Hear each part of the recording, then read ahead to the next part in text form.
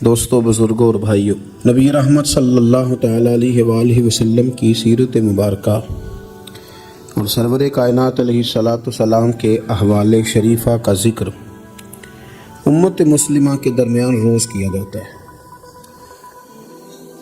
جن لوگوں نے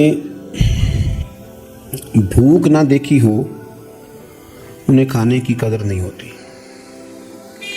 جن لوگوں نے گرمی نہ دیکھی ہو انہیں سردی کی خوبصورتی کا احساس نہیں ہوتا۔ خزاں سے جو گزرا ہی نہ ہو وہ بہار کی کیا قدر کرے گا۔ ہم نے وہ انسانی رویے نہیں دیکھے، وہ غلامی نہیں دیکھی، وہ آزمائش نہیں دیکھی، وہ ظلم، وہ جبر، وہ قہر نہیں دیکھا۔ اس لیے ہمارے درمیان جب نبی پاک صلی اللہ علیہ وسلم کی سیرت مبارکہ کی بات ہوتی ہے تو وہ خاص توجہ جو کسی مسلمان کو کرنی چاہیے وہ بعض اوقات محسوس ہوتا ہے الا ماشاءاللہ کہ وہ توجہ نہیں کی گئی۔ آپ اس پر کئی بار غور کریں تو آپ کو اندازہ ہوگا کہ یہ جملہ کہنا کتنا آسان ہے کہ بندہ بیچ دیا جاتا تھا اور اسے خرید لیا جاتا تھا۔ کسی کا گھر بکے تو وہ کتنی تکلیف میں آتا ہے، اور اگر وہ خود بکے تو کہنا کتنا آسان ہے، لیکن اس درد کو ہم محسوس نہیں کر پاتے۔ یہ کہنا کتنا آسان ہے کہ بیٹی دفن کر دی جاتی تھی، لیکن اگر آپ تاریخ پڑھیں تو یہ لفظ نہیں ہے کہ بیٹی دفن کی جاتی تھی، لفظ یہ ہے کہ زندہ ہی دفن کر دی جاتی تھی، اسے مارا بھی نہیں جاتا تھا، زندہ درگور قبر میں اتار دیا گیا ہے۔ اب ہم اس کیفیت کو سمجھنے سے عاری ہیں، سمجھ نہیں پا رہے ہوتے کہ ہم کس طرح کر کے ان چیزوں پر غور کریں اور توجہ کریں کہ یہ کس قدر زیادہ اللہ نے ہمیں آسانی دی ہے کہ رسول پاک کی غلامی عطا فرمائی ہے۔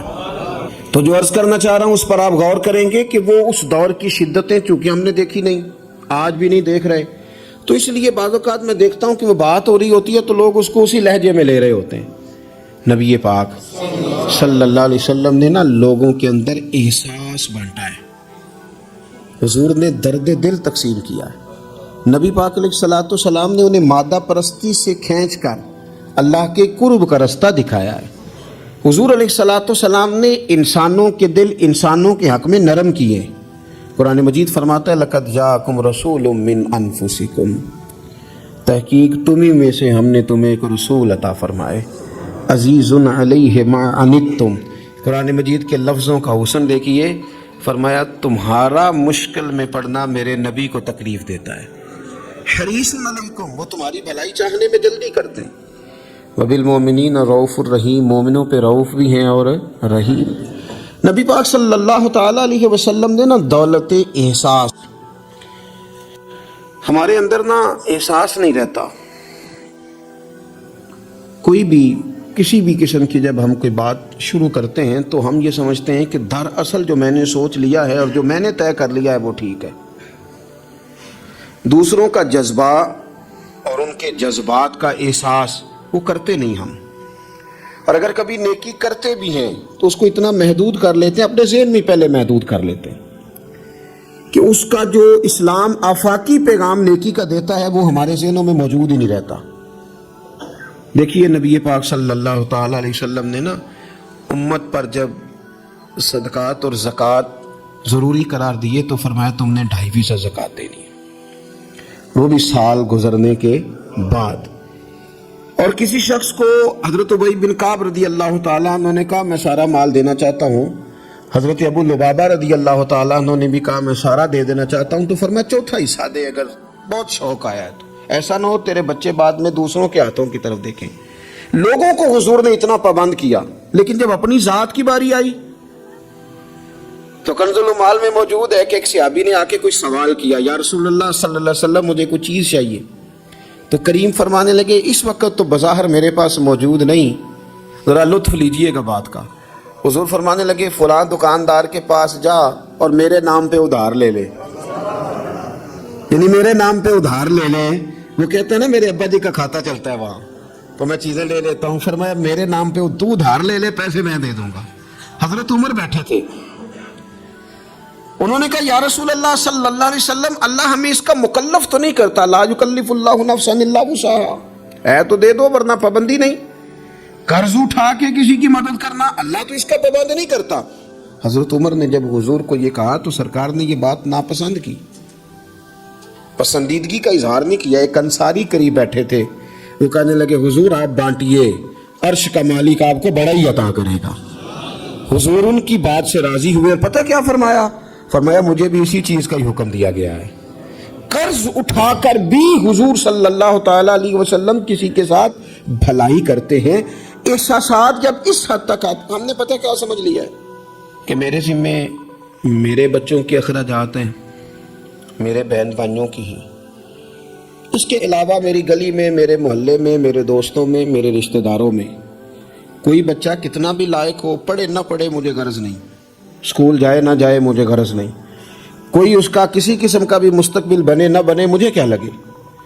اور بڑے شاپنگ مال سے جب لوگ شاپنگ کر کے باہر نکلتے ہیں اور پھر دروازے پر وہ باہر آتے ہیں جب، تو ان کی کار کے گرد جب چھوٹے چھوٹے لوگ، چھوٹے چھوٹے بچے خیرات مانگنے کے لیے آگے بڑھتے ہیں، تو پھر وہ ڈھونڈ رہے ہوتے ہیں کہ کہیں نوٹ کھلا ہوا ملے 5-10 کا، تو وہ ہم اس کو تھمائیں گے اور کہیں گے کہ دیکھا میں نے کتنی سخاوت کی، اور وہ بھی اگر ہو تو، ورنہ جھڑک کے گزر جائیں گے۔ وہ احساسات جو آپ کے اپنے بچے کے لیے ہیں، وہ جذبات جو آپ نے اپنے سینے میں اپنے بیٹے کے لیے چھپائے ہوئے ہیں، آپ تو رحمت للعالمین نبی کے ماننے والے ہیں، آپ کس طرح ایک دائرے میں اپنے آپ کو بند کر کے بیٹھ گئے اور دوسروں کے بارے میں آپ نے وہ بات کی نہیں، وہ ذوق پیدا ہی نہیں کیا۔ بڑے درد سے کہتا ہوں، جب ہم کسی کے بچے کا عیب بیان کر رہے ہوتے ہیں تو دل پہ ہاتھ رکھ کے ایک دفعہ سوچنا چاہیے کہ اگر یہ بات میرے بچے کی ہوتی تو میں یوں ہی بیان کرتا، یہی لہجہ ہوتا میرا اس بات کو گفتگو کرنے کا جو میں کسی کے بارے میں اپنے گھر میں کر رہا ہوں، اور میں کہہ رہا ہوں کہ معاذ اللہ اس کے ابے نے حلال نہیں کما کے کھلایا اور اس کی اماں نے تربیت ٹھیک نہیں کی، تو یہ لوگ اس طرح کے، یہ کیا انداز میں اپنے گھر میں اختیار کرتا ہوں؟ تو میرے نبی پاک صلی اللہ تعالیٰ علیہ وسلم نے تو کہا ہے مومن ہوتا ہی وہ ہے جو اپنے لیے پسند کرتا ہے وہی بھائی کے لیے بھی پسند کرتا ہے۔ کئی دفعہ میرا بچہ لائق نہیں ہوتا پر میری بہن کا لائق ہوتا ہے، لیکن میرے پاس وسائل ہیں اس کے پاس نہیں ہے، کیوں نہیں میں اسے اپنا بچہ سمجھ لیتا؟ کیوں نہیں میں کہتا کہ چلو میں اپنی کچھ چیزیں وہاں صرف کر دوں اور وہی آگے نکل جائے؟ نبی پاک صلی اللہ علیہ وسلم کی سوچ کیا ہے؟ بخاری مسلم میں حدیث موجود ہے، حضرت خالد بن سعید بن عاص رضی اللہ تعالیٰ عنہ کی ایک بیٹی ہے، چھوٹی سی بڑی پیاری، نام ہے ام خالد رضی اللہ تعالیٰ عنہ۔ حضور کے پاس نہ کہیں سے کچھ کپڑے آئے، چادریں آئیں، بڑے پیارے کپڑے تھے، حضور نے صحابہ میں بانٹے۔ ان میں ایک شال تھی، چادر تھی، اس پہ خوبصورت رنگوں کی کڑھائی ہوئی تھی۔ تو وہ چادر جب نکلی تو لوگوں کو بڑی بھلی لگی، تو حضور نے فرمایا تمہارا کیا خیال ہے میں کسے دوں گا؟ تو صحابہ چپ کر گئے، بھئی ہم کیسے بتا سکتے ہیں کہ محبوب کی چاہت کیا ہے؟ حضور نے تجسس بڑھانے کے لیے کہا کہ تمہارا کیا خیال ہے میں کسے دوں گا؟ لوگ خاموش ہو گئے، تو فرمایا جاؤ کوئی ام خالد کو بلا کے لاؤ۔ ان کے نہ والد وہاں موجود تھے، نہ چچا موجود تھے، نہ خاندان کا کوئی لوگ موجود تھا، فرمایا اس بچی کو بلا کے لاؤ۔ بچی بڑی پیاری تھی، اکثر آتی تھی تو حضور کی پشت پر نہ مہر نبوت تھی، تو اس کے ساتھ کھیلتی تھیں، تو ان کے والد منع کرتے تھے یہ کیا کرتی ہے؟ تو حضور فرماتے تھے آپ چپ کریں، بچی جو کرتی ہے اسے کرنے دیں، اسے بلا کے لاؤ اس بچی کو۔ ان کے والد کو لوگوں نے جا کے کہا تیری بیٹی کو حضور یاد کر رہے ہیں، تو اپنی بیٹی کو گود میں اٹھا کے حضور کے پاس لائے۔ حضور وہ چادر گھر بھی بھیج سکتے تھے، پر حضور نے نا وہ بچی کو چادر اڑائی اور کہا ہاذا ثنا یا ام خالد، ہاذا ثنا، کہا ام خالد دیکھو پیاری کتنی لگ رہی ہے بیٹا، اور تجھ پر جچ بھی کتنی رہی ہے، سونی کتنی لگ رہی ہے اور تمہیں پیاری بڑی لگ رہی ہے۔ حضور نے وہ تحفہ دیا، پھر ایک موقع پر ایک اور تحفہ حضرت ام خالد کو دیا، اور وہ تحفہ دے کے حضور فرمانے لگے بیٹا اسے پہننا اور پھر پہننا اور پھر پہننا اور بار بار پہننا، اللہ تمہیں لمبی عمر دے، اسے پہن کے پرانا کرنا۔ حضرت ام خالد صحابیات میں سب سے بعد میں ان کا انتقال ہوا ہے، 90 سال کے قریب عمر ہو گئی تھی، پر کہتی تھی میں نے مدینے والے کا تحفہ آج بھی سنبھال کے رکھا ہوا ہے، کیونکہ حضور صلی اللہ علیہ وسلم کے جذبات اگر حضرت حسنین کے لیے ہیں، اگر اپنے عظیم عالی شان عظمتوں شانوں والے نواسوں کے لیے ہیں، تو حضور صحابہ سے پیار نہیں کرتے تھے، صحابہ کی اولادوں سے بھی پیار کرتے تھے، ان کی اولادوں تک حضور کی محبت کا یہ رنگ جاتا تھا۔ ہم چونکہ ترجیحی بنیادوں پر خیر خواہی نہیں کرتے، کبھی کوئی آ گئی نیکی تو کر لی، وہ بھائی سارے کپڑے اپنے گھر میں بانٹنے، جو ملے گا اسے پلٹ کے اپنے گھر ہی پھینکنا ہے، کسی کا کوئی حاکی نہ رہے ہماری دولت پر، کسی کا کوئی حاکی نہ رہے ہماری خیر خائی پر، پلٹ پلٹ کر وہ میں اکثر کہتا ہوں کہ عجیب زمانہ آ گیا نا، پیر صاحب کے گھر میں پیدا ہونے والا پیر ہے، دوسرا ہو سکتا لیڈر کا بیٹا ہی لیڈر ہے، دوسرا ہو سکتا سیاستدان کا بیٹا ہی، وہ بھئی کس نے پابندی لگا دی ہے کہ یہ کہیں اور نہیں جا سکتی؟ اور سب جگہ اللہ ماشاءاللہ، دینی لوگوں میں بھی، دنیاوی لوگوں میں بھی، سیاسی لوگوں میں بھی، سب جگہ، ہر جگہ یہی ہے کہ اس کے بعد اس کا بیٹا ہی آئے گا۔ کوئی چیز باہر جانی نہیں چاہیے، جانے نہ پائے، ہر چیز گھر کے اندر رکھو۔ آپ نیکی کا جذبہ پیدا کریں، ہم نہ تھوڑا سا دوسروں سے ممتاز بن جاتے ہیں۔ کوئی بندہ کو نیکی کر لے تو اسے بخار چڑھ جاتا ہے کہ میں نے کی تو ہے نا۔ کوئی بندہ تھوڑا سا عالم ہو جائے تو وہ کہتا ہے کہ میری ساری عزت کرو، تمہیں نہیں پتا کہ میں تھوڑا پڑھا ہوں؟ میری طرح کے بندے بڑی جلدی وہ اوپر اٹھ جاتے ہیں۔ اسی طرح کا معاملہ افسر کا ہے، اسی طرح کا معاملہ مالدار آدمی کا ہے، خود اپنا اعزاز بنا لیتے ہیں۔ رسول پاک کی یہ شان ہے کہ اللہ نے انہیں نبیوں کا امام بنایا ہے، اور بعد از خدا بزرگ توئی قصہ مختصر۔ حضور روٹین میں تو بیٹھتے تھے، جمعے کا خطبہ دینے کے لیے تو منبر پہ آتے تھے، پر باقی صحابہ کے اندر مل جل کے بیٹھتے تھے، مل جل کے۔ ایک جہاد تھا، صحابہ کہتے ہیں واپس آ رہے تھے تو رستے میں رکے، کھانا کھانے کا ارادہ بنا، تو ظاہر ہے کھانے ہوٹلوں کو تو ملتے نہیں تھے، پکانے پڑتے تھے، تو کھانے کی تیاری ہونے لگی تو کچھ لوگوں نے کہا کہ ہم گوشت صاف کرتے ہیں، گوشت بناتے ہیں، کچھ نے کہا کہ برتن میں صاف کر کے اہتمام کرتا ہوں، کسی نے کہا کہ میں بعد میں بانٹنے کا تقسیم کرنے کی ڈیوٹی لیتا ہوں۔ سب ڈیوٹیاں لے رہے تھے تو حضور بھی بولے، فرمایا تم نے اپنے اپنے ذمے کام لے لیے ہیں، میں اس طرح کروں گا، لکڑیاں اکٹھی کر کے لاؤں گا تاکہ آگ جلا کے روٹی پکائی جا سکے۔ صحابہ کہنے لگے فدا کا روحی و قلبی، سونیا دل بھی قربان، جان بھی قربان، فدا کا ابی و امی، ماں بھی قربان، باپ بھی قربان، ہم جو حاضر ہیں یہ کام کرنے کے لیے۔ تو حضور نے فرمایا میں تم سے ممتاز نہیں ہونا چاہتا، مل جل کے رہنا چاہتا ہوں تمہارے بیچ۔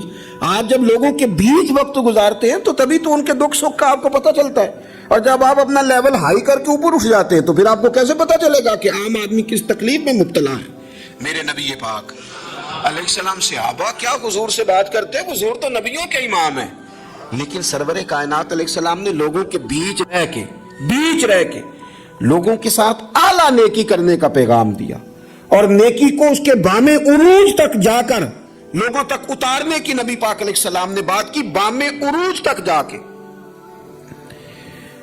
کبھی اس طرح بھی ہوتا ہے کہ سامنے والا تلخ رویہ لے کے آتا ہے، لیکن دین کے اندر آپ کو یہ حکم دیا گیا ہے کہ آپ بندہ دیکھ کے اپنا رویہ نہیں بدلیں گے، آپ یہ دیکھیں گے کہ میرے دین نے مجھے کیا پیغام دیا ہے۔ آپ جس طرح مسجد میں دیندار ہیں، بازار میں بھی اسی طرح ہی دیندار ہیں، دکان پہ بھی اسی طرح ہی دیندار ہیں، کیونکہ اسلام جہتی اور وقتی مذہب نہیں، موسمی نہیں۔ آپ یہ کریں گے کہ آپ ہر مقام پہ اللہ رسول کو پیش نظر رکھ کے آگے بڑھیں گے، اور اگر یہ نہیں ہے مزاج تو پھر معاملہ اور ہے۔ دیکھیے بدر کے دن جو لوگ آئے تھے نا مسلمانوں سے لڑنے کے لیے، تو وہ پھول لے کے نہیں آئے تھے، گھی شکر لے کے تو نہیں نا میدان میں آئے تھے، نہ ان کے پاس مٹھائیوں کے ڈبے تھے، تلواریں اور نیزے لے کے آئے تھے، اور انہوں نے باقاعدہ مقابلہ کیا، 14 مسلمانوں کو شہید کیا۔ یہ تو اللہ تعالیٰ کا کرم ہے، وَلَقَدْ نَصَرَكُمُ اللَّهُ بِبَدْرٍ وَأَنْتُمْ أَذِلَّةٌ، کہ اللہ تعالیٰ نے مسلمانوں کو کامیابی دی، مسلمانوں کے قابو آ گئے۔ اب وہ 70 بندے قیدی بنا کے لائے گئے، وہ لڑنے آئے ہیں گھر سے، پھول لے کے نہیں آئے۔ قید خانے اس طرح تو تھے نہیں جس طرح آج جیل بنی ہوئی ہے، تو مختلف صحابہ، جس کے پاس ایک کمرہ خالی تھا اس نے ایک آدمی کو گھر میں قید کیا، کسی نے 2 کو کیا، حضور نے وہ بانٹ دیے۔ حضرت مصعب ابن عمیر رضی اللہ تعالیٰ عنہ کے بھائی ابو عزیز بھی کافروں کی طرف سے لڑتے ہوئے آئے، اور باقاعدہ جھنڈا تھامے ہوئے تھے، آگے آگے تھے، سپہ سالار بنے ہوئے تھے، وہ بھی قیدی ہو کے آئے۔ تو ایک انصاری ان کے ہاتھ باندھ رہے تھے، تو حضرت مصعب ابن عمیر قریب سے گزرے، فرمانے لگے ذرا زور سے باندھنا، اس کی ماں کے پاس بڑے پیسے ہیں، چھڑا لے گی فدیہ دے کے۔ تو ابو عزیز کہنے لگے مصعب تو میرا بھائی ہو کے اس طرح کی باتیں کرتا ہے؟ تو فرمانے لگے تجھے کس نے کہا کہ میں تیرا بھائی ہوں؟ میں تیرا نہیں بھائی، میں اس انصاری کا بھائی ہوں جو میرے مدینے والے حبیب کا کلمہ پڑھتا ہے، میرے رشتے اسلام کی بنیادوں پہ، یہ میرا بھائی ہے، اور زور سے باندھنا اس کو، چھڑا لے گی اس کی اماں پیسے دے کے۔ وہ کہتے ہیں میں ایک انصاری صحابی تھے حضرت ابو یسر رضی اللہ تعالیٰ، ان کے گھر میں قید تھا، زیادہ باتیں نہیں حضور نے بیان کی، بس ایک بات کی، فرمایا بھائی قیدیوں سے اچھا سلوک کرنا۔ کن سے؟ قیدیوں سے اچھا سلوک کرنا، بس حضور نے کہہ دیا۔ کہتے ہیں میں جن کے گھر قید تھا وہ غریب آدمی تھے. عرب میں کوئی بندہ تھا جو شام کو روٹی کھاتا تھا, اناج ملتا نہیں تھا. غریب لوگ کھجور کھا کے دودھ پی کے سو جاتے. روٹی جب آتی تھی تو بچے دلچسپی سے لپکتے تھے کہ کھانا آیا ہے, روٹی آئی ہے. کہتے مجھے حضور نے جس گھر میں بندہ ہوا تھا, نبی پاک کی نصیحت تھی لوگوں کو کہ قیدیوں سے اچھا سلوک کرنا. ابو عزیز کہتے ہیں کہ حضرت ابو یسر رضی اللہ تعالیٰ عنہ جن کے گھر میں قید تھا, وہ سویرے مزدوری کرنے جاتے, شام تک محنت کر کے 2 روٹیاں کما کے لاتے, لیکن وہ 2 روٹیاں مجھے کھلا دیتے, اپنے بچوں کو کھجور اور دودھ پلا کے سلا دیتے. میں ان سے کہتا یار میں تمہارا قیدی ہوں, کوئی مہمان تھوڑا ہوں, اور پھول اور گھی شکر لے کے نہیں تلوار لے کے لڑنے آیا ہوں, یہ تمہارا کیا رنگ ہے؟ تو وہ فرماتے ہمیں لمبی باتوں کا نہیں پتا, ہمیں تو ہمارے نبی نے کہا ہے ان کے ساتھ اچھا سلوک کرنا ہے, تو لہٰذا ہم نے اچھا ہی سلوک کرنا ہے. ہم نے نہ کبھی قطرے پہ غور کیا اور نہ دریا دیکھا, بس جہاں تیری جھلک دیکھی وہیں ڈوب گئے. ہمیں اس سے کیا کر, حضور نے کہا اچھا سلوک کرنا ہے.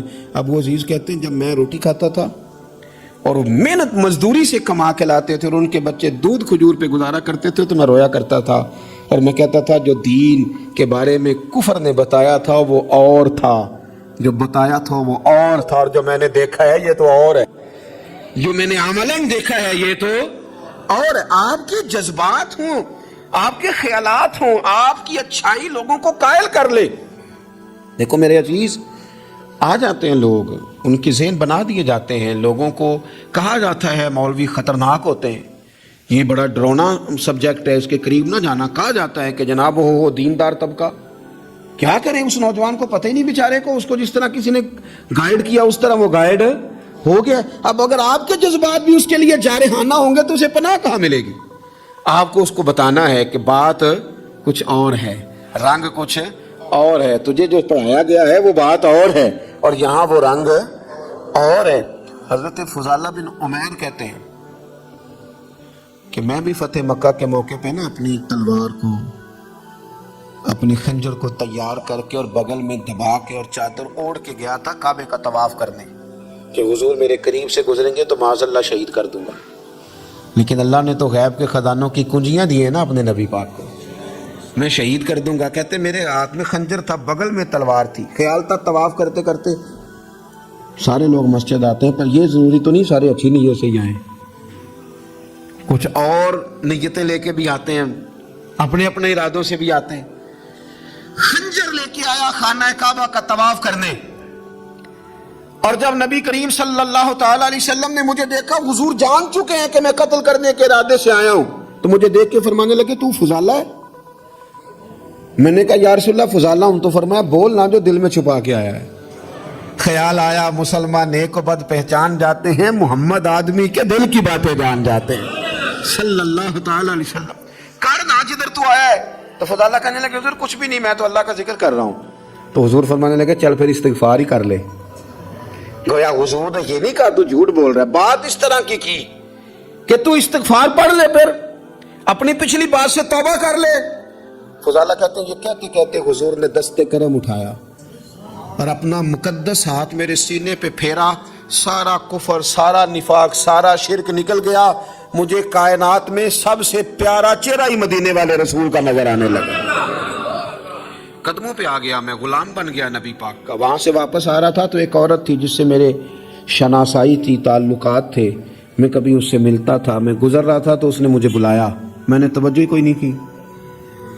پھر کہنے لگی تو وہی فضالہ نہیں؟ میں نے کہا نہیں میں وہ نہیں, اب میں مدینے والے کا غلام بن گیا ہوں, اب میری نگاہوں میں جچتا نہیں کوئی, جیسے میرے محبوب ہیں ایسا نہیں کوئی. میرے رسول پاک صلی اللہ تعالی علیہ وسلم نا سامنے والے کے بارے میں رویہ دیکھیں نا, آپ ایک بات کو سمجھ لیں, اگر آپ اس کو سمجھ لیتے ہیں نا, اس میں تھوڑی سی نا وسعت آ جاتی ہے چیزوں میں. بڑی سخت بات بھی کو بندہ آپ کے ساتھ کر رہا ہے, تو اگر آپ ایک بردبار آدمی ہیں اور آپ کوئی فضل والے ہیں, تو پھر مجھے ایک دوست نے کہا, ایک صاحب جمعہ پڑھنے آتے تھے, وہ آج کل نہیں آ رہے. تو اس کے جواب میں کئی دلائل ہو سکتے تھے, وہ بڑا مصروف ہو گیا ہے, وہ بس اسی طرح کا ہے, بے وفا نکل آیا ہے. تو میں نے ان سے کہا یار ہم کو اتنے بڑے لوگ ہیں کہ روز ہی کو یہاں آئے, ٹھیک ہے جب جی چاہا آ گیا, جب نہیں چاہا تو نہ آیا, اس میں کیا کوئی ایسی بات, کوئی مسئلہ نہیں، پھر کیا، نہیں آیا تو پھر بھی ٹھیک ہے۔ وہ بندہ دیکھتا ہی رہ گیا میرا چہرہ۔ ایک دفعہ مجھے ایک صاحب نے آ کے کہا کہ فلاں آدمی نے آپ کے بارے میں کوئی ایسی بات کی ہے، تو میں نے ان سے کہا میں اتنا بڑا بندہ ہی نہیں، انہوں نے نہیں کی ہوگی، ان کے پاس اتنا وقت ہی نہیں ہے مجھے ڈسکس کرنے کا، میں چھوٹا آدمی ہوں، وہ مصروف آدمی ہے۔ انہوں نے کہا نہیں انہوں نے کی ہے، اور میں نے کہا نہیں انہوں نے نہیں کی۔ کہنے لگے کی ہے، میں نے اگر کی ہے تو پھر آپ میرے ساتھ ہیں کہ ان کے ساتھ ہیں؟ کہنے لگے جی تو میں آپ کے ساتھ ہوں۔ پھر میں نے کہا اگر آپ میرے ساتھ تھے تو مجھے بتانے نہ آتے، اگر آپ سمجھتے تھے کہ میں ٹھیک ہوں تو پھر میری وکالت کر دیتے۔ آپ تھوڑا نرم رہیں، تھوڑا حوصلہ کریں، چیزوں کو سہنا سیکھیں۔ اگر آپ ہر وقت رد عمل پہ تیار ہیں تو پھر تو آپ کو لوگ کمزور کر دیں گے، بزدل ہو جائیں گے۔ دنیا میں سب سے کمزور وہ بندہ ہوتا ہے جسے چڑھایا جا سکتا ہے، جس بندے کو غصہ دلایا جا سکتا ہے، جو استعمال ہو جاتا ہے وہ کمزور پڑ جاتا ہے۔ کیوں اس طرح کا لہجہ اختیار کریں کہ جس کا دل کرے کوئی نئی بات سنائے اور ہمیں استعمال کر کے گزر جائے؟ کبھی نہیں۔ آپ کا حوصلہ اتنا بڑا ہو، رنگ اتنا بڑا ہو، طبیعت اتنی بڑی ہو۔ میرے حضرت صاحب رحمۃ اللہ علیہ کے پاس ایک صاحب آیا کرتے تھے، مرید بھی ہوئے، بعد میں بگڑ گئے ہو کسی وجہ سے، آنا جانا چھوڑ دیا۔ تو حضرت قبلہ رحمۃ اللہ تعالی علیہ سے لوگوں نے کہا حضور وہ نہیں آتے تو اب وہ گمراہ ہو جائیں گے۔ تو بڑی باتیں بھلی لگتی ہیں، بعض لوگ چوڑے ہو جاتے ہیں۔ تو حضرت صاحب رحمۃ اللہ علیہ فرمانے لگے اب توبہ کرو، کیوں گمراہ ہو جائیں؟ میں کوئی معیار ہدایت ہوں؟ میں کوئی معیار ہوں؟ نبی کو چھوڑ کے بندہ گمراہ ہوتا ہے، رسول کو چھوڑ کے کافر ہوتا ہے، یہ تم نے کیسی عجیب بات کر دی؟ فرمایا دعا کرو جہاں رہے رب اس پہ رحمت ہی فرمائے۔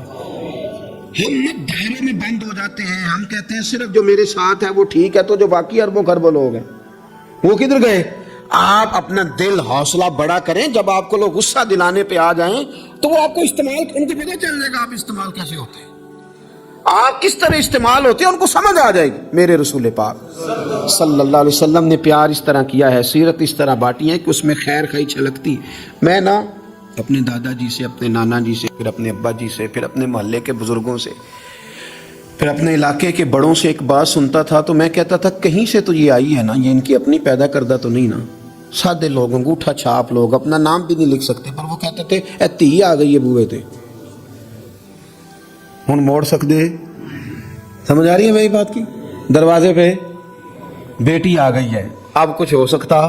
یعنی کسی پارٹی سے سیاسی جنگ چل رہی ہے، لڑائی پورے عروج پہ ہے، ووٹ نہیں دینے، طے ہو گیا برادری کا فیصلہ، تو وہ الیکشن کے دنوں میں وہ بھی بڑے متحرک ہوتے ہیں، وہ پتہ کر لیتے ہیں بچی کہاں شادی ہوئی ہے، وہاں چلے جاتے ہیں، جا کے فٹافٹ چاچا جی بھی بن جاتے ہیں، بیٹا میں تیرا چاچا ہوں، میں آیا ہوں، ابا کے سامنے میری سفارش کر۔ تو بیٹیاں کئی دفعہ آ جاتی تھی، تو اب بڑے بوڑھے کیا کہتے تو کہتے تھے بیٹی آ گئی ہے دروازے پہ، تو کیا کریں؟ میں سوچتا تھا کہ چلو یہ بات انہوں نے پڑھی نہیں، سنی نہیں، انہوں نے سیکھی نہیں، پر یہ کوئی فیض ہے جو سینہ بسینہ آ رہا ہے، کہیں تو یہ چیز تھی جو اس طرح آئی ہے کہ یعنی سمجھدار آدمی ہے، وزادار ہے، وہ بیٹی کو کہہ بھی سکتا ہے کہ پتر تو سیانی نہیں، تو سمجھدار نہیں، تو وہاں نہیں جہاں میں ہوں، میں تیرا دادا ہوں، لیکن وہ یہ بات ہی نہیں کرتا، کہتا بیٹی آ گئی ہے۔ تو پھر ایک حدیث پڑھی تو سمجھ آئی کہ نہیں یہ فیض ہے رسول پاک کا، یہ بات نا مدینے کی گلی سے چلی ہے، جو گلی گلی مسلمانوں کے سینے میں جا بسی ہے۔ نبی پاک صلی اللہ تعالی وسلم کی چچا زاد بہن ہے حضرت ام ہانی، حضرت مولا علی شیر خدا رضی اللہ تعالیٰ عنہ کی سگی بہن، جن کے گھر سے حضور معراج کرنے گئے تھے۔ انہوں نے کلمہ فتح مکہ کے دن پڑھا ہے، جناب ام ہانی نے کلمہ فتح مکہ والے دن پڑھا ہے، لیکن ساری زندگی ان کے سامنے کوئی حضور کے خلاف معاذ اللہ بات نہیں کر سکا، کرنے نہیں دیتی تھی۔ لوگ کہتے تھے تو کلمہ نہیں پڑھتی، کہتے وہ میرا اور میرے نبی کا معاملہ ہے، پر تم حضور کے بارے میں بات کرو، میرے بھائی کے بارے میں تمہیں کرنے دیتی ہوں؟ سوال ہی نہیں پیدا ہوتا۔ ان کے شوہر بھی مسلمان نہیں ہوئے، فتح مکہ والا دن بھاگ گئے۔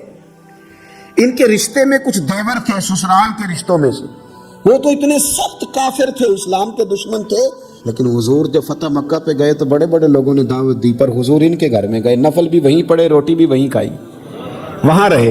حضور وہاں سے تشریف لے گئے ایک اور جگہ، تو اعلان ہوا کہ ان کے وہ جو دو دیور ہیں جناب ام ہانی رضی اللہ تعالیٰ عنہ کے، ان کو نا جہاں ملے مار دیا جائے۔ اب انہیں ڈھونڈ کون رہا ہے؟ مولا علی خود ڈھونڈ رہے ہیں، حالانکہ وہ رشتہ دار ہیں، حضرت علی نے تلوار پکڑی ہے، جہاں ملیں گے مار دوں گا۔ جناب ام ہانی نے نا اپنے وہ دونوں دیور تلاش کیے، ڈھونڈ کے لائیں، لا کے کمرے میں بند کر کے باہر سے دروازہ بند کیا، اور سیدھی حضور کے پاس چلی گئی. کہنے لگی علی انہیں ڈھونڈ رہے ہیں, یہ پیغام آیا ہے ان کے لیے, یہ اعلان کر دیا گیا ہے. حضور نے فرمایا ام ہانی تو بات کر. تو کہنے لگی حضور پھر میں نے انہیں پناہ دے دی ہے. تیا آ گئی نا بوے تے, بیٹی آ گئی, میں نے پناہ دے دی ہے. کوئی دوسرا جملہ نہیں, کوئی دوسری بات نہیں. یہ امام الانبیاء بول رہے ہیں, یہ سرور کائنات بول رہے ہیں. حضور فرمانے لگے ام ہانی, جسے ام ہانی نے پناہ دے دی اسے محمد عربی نے بھی پناہ دے دی. بلا لو علی کو واپس, ہم نے نہیں مارنا. جسے تو نے پناہ دے دی اسے ہم نے بھی پناہ دے دی.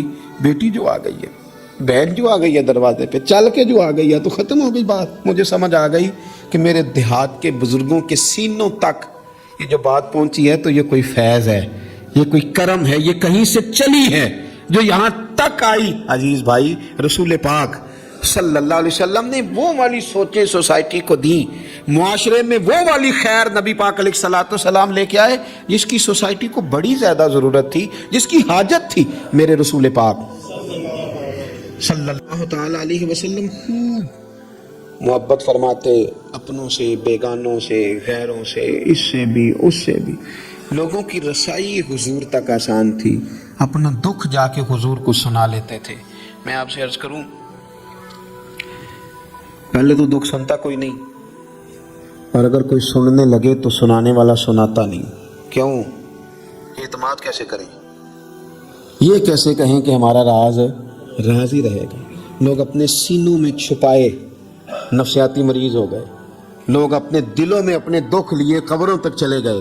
لیکن اعتماد کیسے کریں؟ وہ بندہ کہاں سے ملے جو دکھ سنے گا پھر اس کا پردہ بھی رکھے گا, جو بات سنے گا پھر اس پر طے بھی کرے گا. کوئی اشک شوئی والا, کوئی ایسا بندہ جس کے پاس بندہ جائے اور کندھا اس کا خالی ملے اور بندے کو پتا ہو کہ میں جتنا مرضی رہوں گا یہ کندھا بھی نہیں ہٹائے گا. لوگوں کو یہ میسر ہی نہ آیا. لیکن میرے رسول کائنات سرور دو عالم نور مجسم صلی اللہ تعالی علیہ وسلم کی خدمت میں کوئی بھی آیا, اور یار حضور بھی تو بڑے ہی مصروف ہے نا, پگلی عورت ہے, دیوانی ہے. اس نے آ کے کہا حضور میں نے کوئی بات کرنی تھی.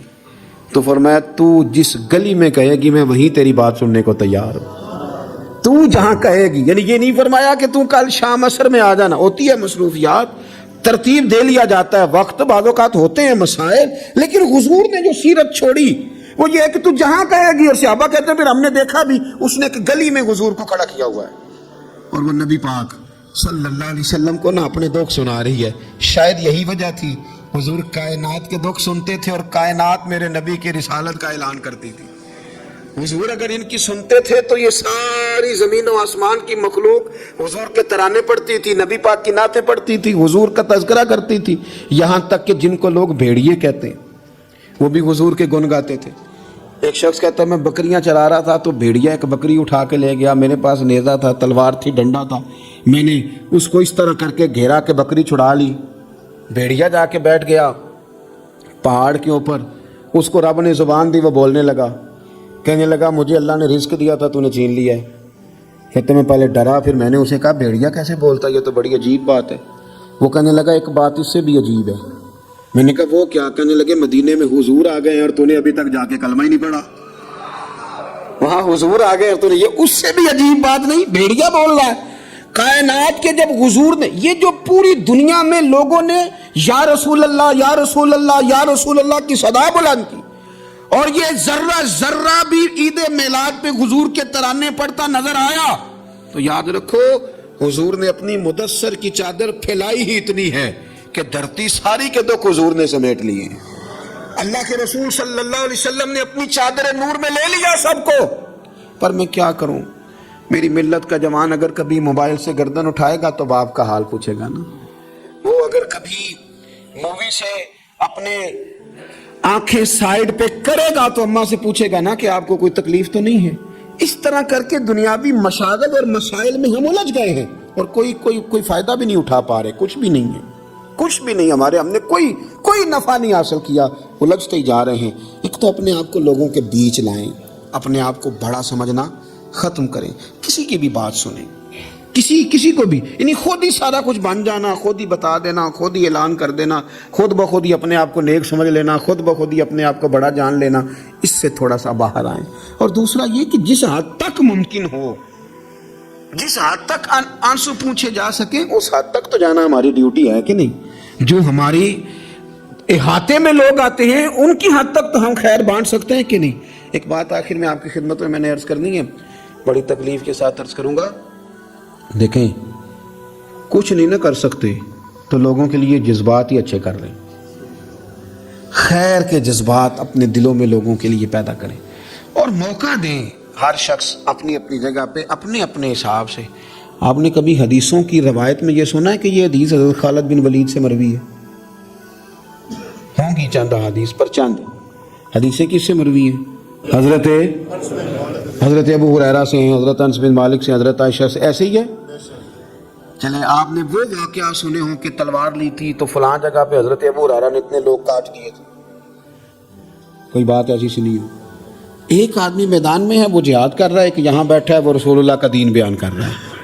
ہر بندے کا شعبہ ہے. نہ حضرت خالد بن ولید نے یہ کہا کہ ابو ہریرہ آپ میدان میں کیوں نہیں آ رہے، اور جناب ابو ہریرہ نے نہ یہ کہا کہ آپ حدیثیں کیوں نہیں روایت کر رہے.